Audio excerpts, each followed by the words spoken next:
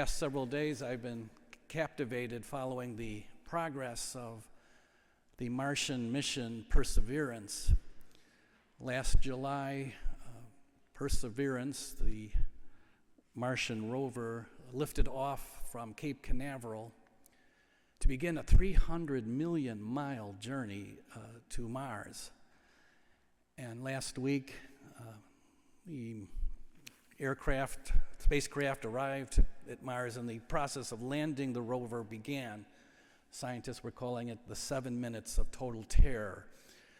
It's a very complicated process of landing that rover on the Martian landscape, and it takes 11 minutes from a signal to come either from the Perseverance to Earth or from Earth to Perseverance. So as the process began, really there was nothing that could be done if an adjustment was needed. And it was just a brilliant expression of human genius to watch this rover land on the surface of Mars.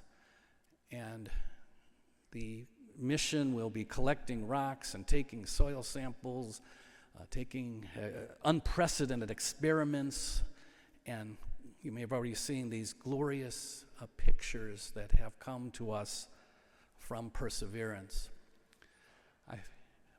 As enthralled as I've been with the mission of Perseverance, I've been very struck by the name Perseverance. What an appropriate name, not just for that mission, but for all of us as we continue to deal with the pandemic and, of course, enter this sacred season of Lent. Over the last several months, one of my prayers has been, Lord, please give me the strength to adapt. Because we have all had to adapt. We've all had to make significant changes in our behavior, in our patterns, in our freedom for the common good.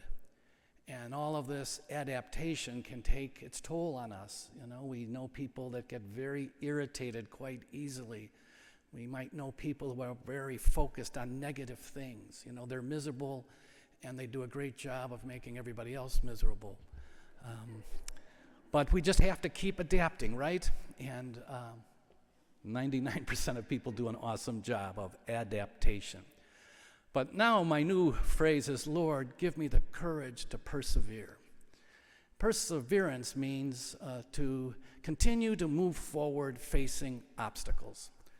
And to persevere is not just to survive, but to keep moving forward in life as we face obstacles that come our way as a result of our own personal struggles, obstacles that happen because of this moment in history, obstacles that sometimes come out of nowhere and challenge us. And the scriptures reassure us and call us to perseverance as we see in the first reading the great story of Jonah, who persevered in the whale stomach, who persevered in calling the Ninevites to conversion. The psalmist reminds us that if we persevere, we will be surrounded by the forgiveness and mercy of God. He will never abandon us. And Jesus is the great example of perseverance. And many times in his ministry, he was utterly rejected and ultimately killed because of his mission. He persevered.